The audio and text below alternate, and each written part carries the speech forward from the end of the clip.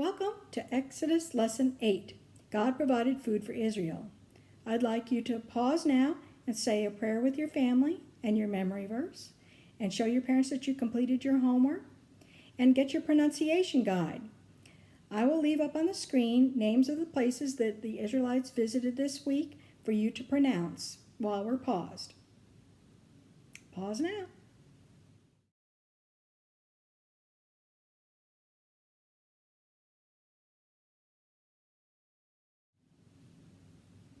Did you get Merah, Elim, Rephidim, and Massa and Meribah?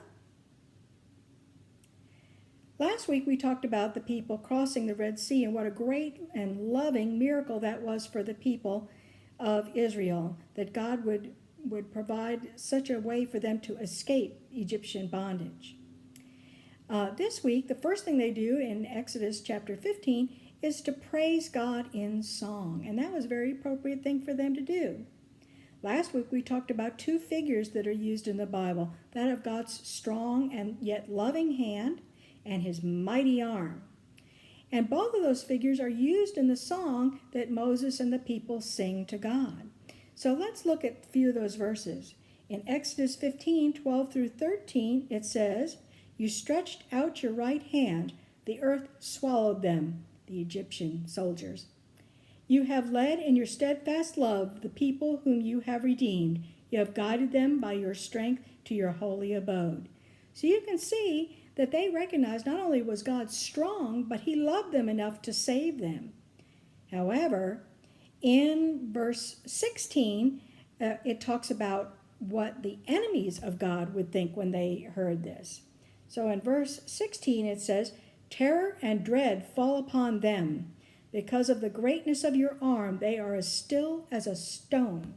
So you can see that after the word spreads of God's great miracle in saving his people alive through the Red Sea, that the enemies of God's people would be so frightened that they would become as still as a stone at hearing about God's mighty power, because they don't feel God's love, they feel his power. Song of praise are very important, and in the book of Revelation, in verse 15:3, it says that the Song of Moses and the Song of the Lamb will be sung by those who conquered the beast. Now that's very figurative language, but what it really means is for those people who through Jesus Christ are persevere even during hard times to stay faithful to God, that they will receive a heavenly reward. And when they receive that reward, they will praise God in song then also. Do we sing God's praise today? Well, yes, we do. So we're going to talk a little bit about our songbook this week. The way that we find a song in the songbook is by using one of the three indices in the back of the book. An indice is the plural of the word index. In the back of the songbook, the first is the scripture index. It shows which song was inspired by a scripture. They are listed in the order that they appear in the Bible. You can see that 3 songs were inspired by scriptures in the book of Exodus. You can also see that many of the songs were inspired by the Psalms. The second index is the topical index. If you want to choose a song, let's say, about Christ's birth, you look under Christ, then birth, and you might pick, Hark the Herald Angels Sing. What number is that song in our songbook? Yes, number 46. The third index is the general index. If you can remember the name of a song, you look at the titles in all capital letters. For example, find "Are You Coming to Jesus Tonight?" What is the song number? That's right, it's number 312. But what if you can't remember the name of the song, but just the first line of the song? Then you look at the words that are mostly lowercase letters.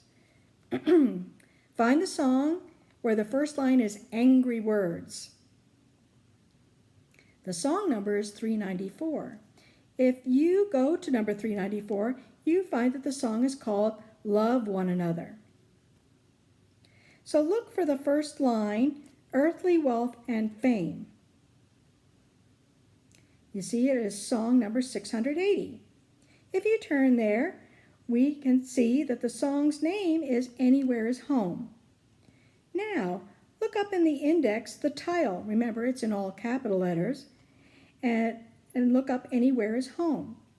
See, it is the same song number as the song's first line. If the first line of the song and the title of the song are the same, it is just listed by the title in all capital letters.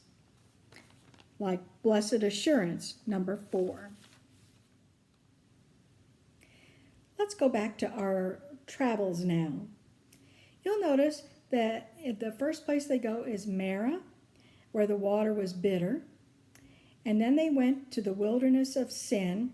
Oh, by the way, that has nothing to do with it being an evil place.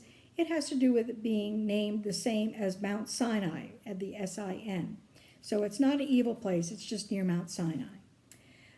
They were hungry there, and then they went to Rephidim, where they were thirsty again.